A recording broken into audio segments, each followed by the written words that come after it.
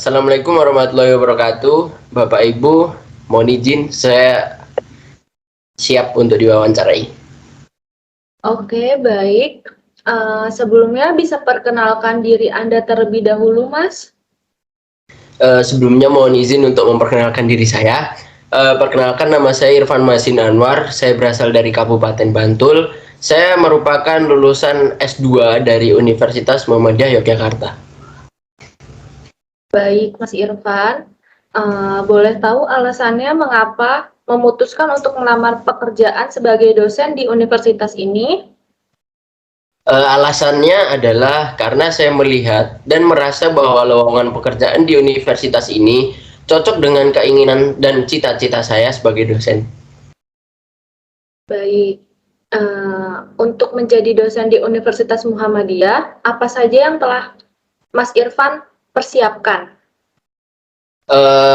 Yang telah saya persiapkan adalah saya telah mempersiapkan diri untuk mengajar, membimbing, dan menjadi model untuk mahasiswa dan mahasiswi saya nanti. Tidak hanya itu, saya sudah mempersiapkan diri agar menjadi panutan atau yang dianut oleh mahasiswa atau mahasiswi saya nanti. Begitu. Oke, cukup dari saya. Bisa dilanjut pertanyaan berikutnya melalui Pak Tino. Baik, Bu Sinta. Pertanyaan untuk Mas Irfan yaitu apa yang Anda ketahui tentang universitas ini dan dari mana serta bagaimana Anda mengetahuinya? Yang saya ketahui tentang universitas ini yaitu merupakan universitas swasta terbaik di Indonesia. Saya mengetahuinya karena saya merupakan lulusan dari universitas ini, Pak. Oke, menurut Anda tugas dan tanggung jawab dosen itu seperti apa, Pak Irfan? Menurut saya, tugas dan tanggung jawab dosen itu seperti melaksanakan tridharma, seperti mengajar mahasiswa, memberikan nilai, dan bertanggung jawab penuh atas mahasiswa dan mahasiswinya. Seperti itu. Baik, cukup bisa dilanjut untuk seleksi studi case sama Ibu Melinda. Silakan, Bu Melinda. Silakan, Bu. Baik, saya lanjutkan pertanyaannya ya Mas Irfan. Jadi, misalnya nih Anda nanti diterima di univ ini, maka hal pertama apa yang akan Anda lakukan sebagai dosen? Terus, Anda kan tahu kalau misalnya situasi sekarang ini bisa dibilang sedang genting ya, karena adanya pandemi COVID ini. Jika memang rezeki saya masuk sebagai dosen di universitas ini, tentunya banyak sekali yang akan saya lakukan. Apalagi pada masa pandemi sekarang ini yang serba terbatas, apa-apa serba online. Jadi nanti saya akan membuka 2 kelas di mana bisa menggunakan 2 metode pembelajaran. Yaitu yang pertama dengan metode tatap muka dan daring secara online. Jika memang mereka tidak berada di lingkungan kampus, ya boleh saja mengambil metode online. Karena memang keadaannya seperti ini dan kita tidak bisa memaksa mereka untuk datang ke kampus. Tetapi jika mereka berada di lingkungan kampus atau mereka sedang berada di Jogja atau mereka memang rumahnya di Jogja, saya akan membuka kelas offline untuk mereka yang ingin datang ke kampus secara langsung. Dan meskipun ada 2 metode yang nantinya akan saya terapkan, tugas antara metode tatap muka dan online bobotnya akan saya samaratakan setiap individunya tanpa membeda-bedakan. Seperti itu, Bu. Baik, jika memang itu yang akan dilakukan, apa saja sih tanggung jawab yang nantinya akan Anda lakukan selama mengajar di univ ini?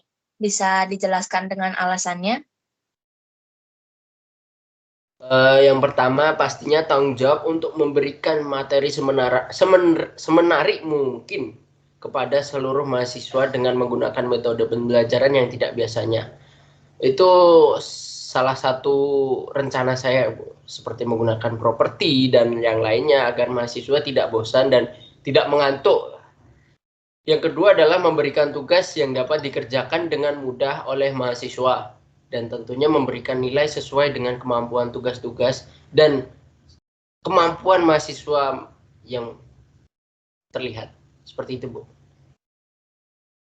Baik. Sepertinya cukup ya pertanyaan dari saya. Barangkali Bapak Tino atau Ibu Sinta mau menambahkan pertanyaan, dipersilahkan. Untuk saya cukup, cuman saya tunggu seleksi dari simulasi kerjanya ya, Mas Irfan ya, ditunggu dan kabar selanjutnya juga dimohon tunggu. Semoga nantinya bisa menghasilkan yang terbaik dan diterima sebagai dosen di salah satu universitas ini. Ya, siap, Bu. Terima kasih. Untuk Pak Tino, apa ada tambahannya lagi? Dari saya cukup sekian aja, Bu. Terima kasih. Oke, berarti bisa kita tutup ya. Assalamualaikum warahmatullahi wabarakatuh. Saya Irfan Mahasin Anwar. Di sini saya akan menjelaskan tentang apa itu motivasi. Motivasi adalah kesediaan untuk mengeluarkan tingkat upaya yang tinggi untuk tujuan organisasi yang digunakan oleh kemampuan upaya itu dalam memenuhi beberapa kebutuhan individual. Jadi motivasi itu adalah kesediaan untuk mengeluarkan tingkat upaya yang tinggi untuk tujuan sebuah organisasi. Jadi misal ketika ada organisasi, ketika ada sebuah organisasi ingin mencapai tujuannya, maka ia memerlukan adanya motivasi. Setelah itu ada teori awal motivasi. Teori awal motivasi ada 3. Yang pertama teori hierarki kebutuhan. Yang kedua teori X dan teori Y. Yang ketiga teori 2 faktor.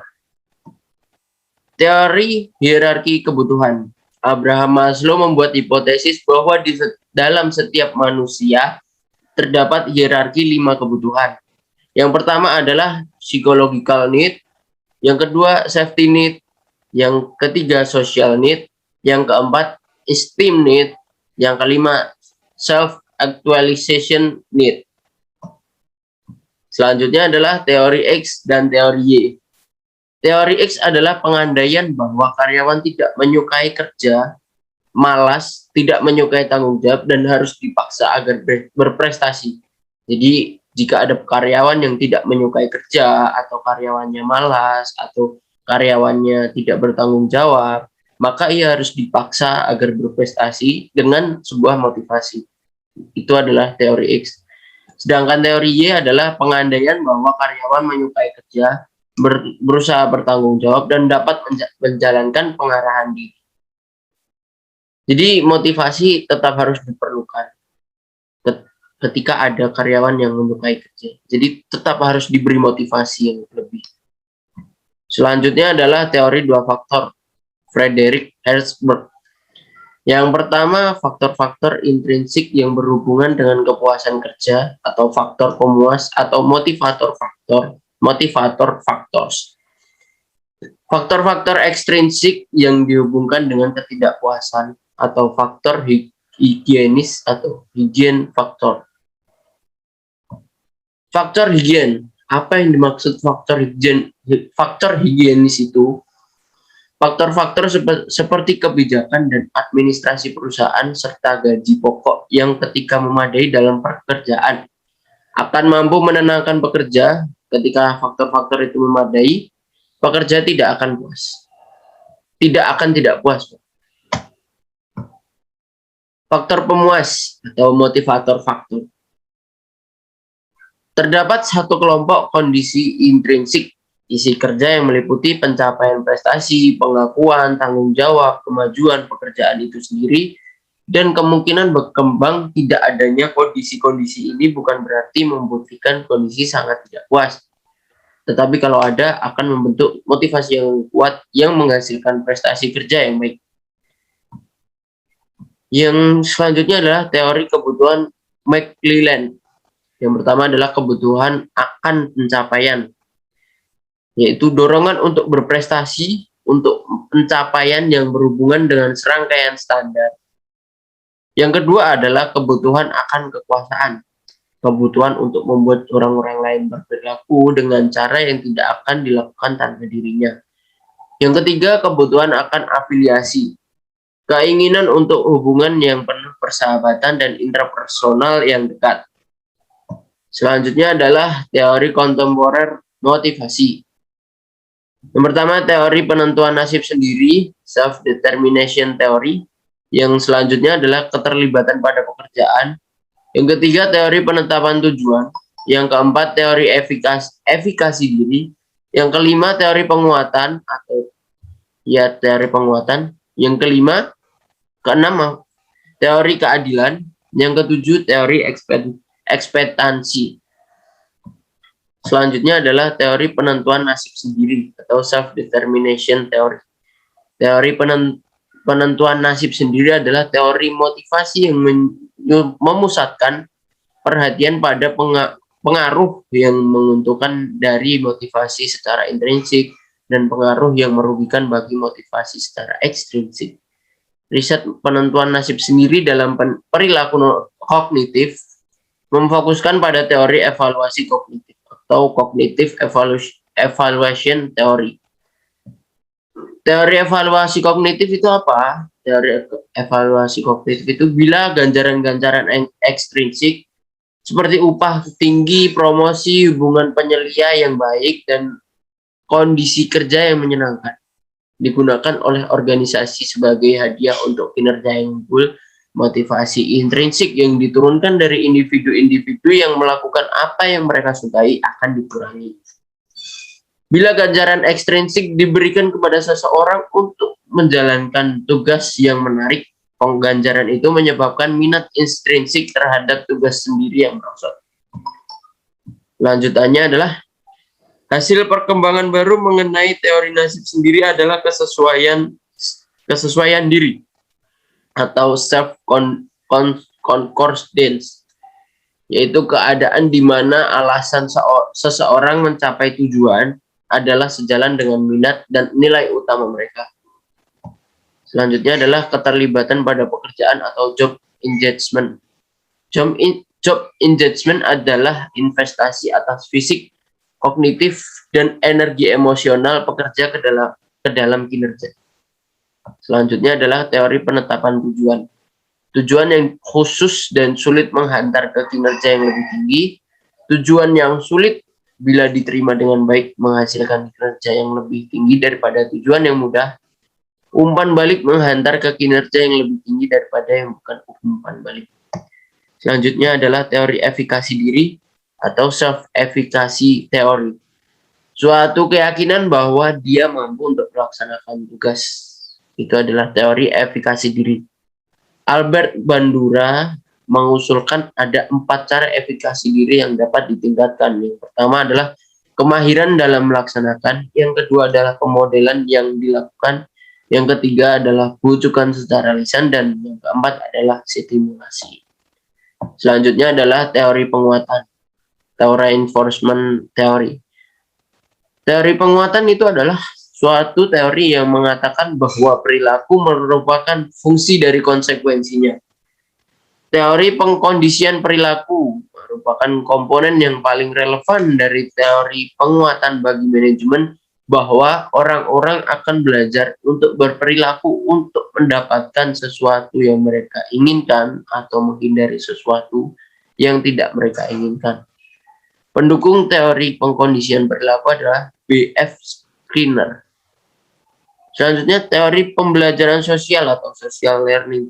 Social learning theory adalah merupakan perluasan dari teori pembelajaran perilaku, yaitu mengasumsikan bahwa perilaku sebagai fungsi konsekuensi juga mengetahui efek dari pembelajaran melalui observasi dan persepsi. Selanjutnya, ada teori keadilan atau equity theory. Suatu teori yang menyatakan individu membandingkan masukan dan keluaran pekerjaan mereka dengan masukan atau input dan ataupun pengeluaran atau outcome orang lain, dan kemudian berespons untuk menghapuskan setiap ketidakadilan. Selanjutnya adalah 6 pilihan karyawan dalam mempersepsikan ketidakadilan. Yang pertama adalah mengubah masukan mereka, yang kedua mengubah keluaran mereka, yang ketiga mendistorsikan persepsi mengenai diri, yang keempat mendistorsi persepsi mengenai orang lain, yang kelima memilih acuan yang berlainan, yang keenam meninggalkan medan. Selanjutnya keadilan organisasi atau organizational justice. Persepsi keseluruhan mengenai apa itu keadilan di tempat kerja terdiri atas keadilan distributif, prosedural, informasional, dan interpersonal. Lanjutannya adalah keadilan distributif. Keadilan distributif atau distributive justice.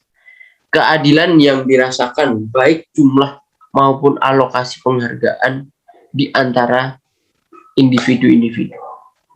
Keadilan prosedural. Keadilan prosedural atau procedural justice. Keadilan yang dirasakan pada proses yang digunakan untuk menentukan distribusi penghargaan.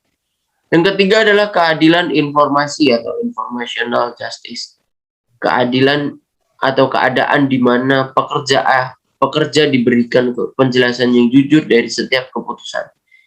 Yang keempat, keadilan interpersonal atau interpersonal justice. Keadaan di mana pekerja diperlakukan dengan rasa hormat dan bermartabat. Selanjutnya adalah teori ekspektansi atau ekspektansi teori. Kekuatan kecenderungan kita untuk bertindak dengan cara tertentu bergantung pada kekuatan ekspektasi terhadap hasil dari tindakan itu dan ketertarikan individu kepada hasil tersebut. Lanjutannya ialah teori ini memusatkan pada 3 hubungan. Ada 3 hubungannya, yaitu yang pertama adalah hubungan upaya kinerja, yang kedua hubungan kinerja dan imbalan, yang ketiga hubungan imbalan tujuan pribadi. Ya, mungkin itu saja yang dapat saya sampaikan. Kurang lebihnya mohon maaf. Ada salah-salah kata, saya minta maaf. Nun wal qabla wa ma yasturun. Astaghfirul khairat. Assalamualaikum warahmatullahi wabarakatuh.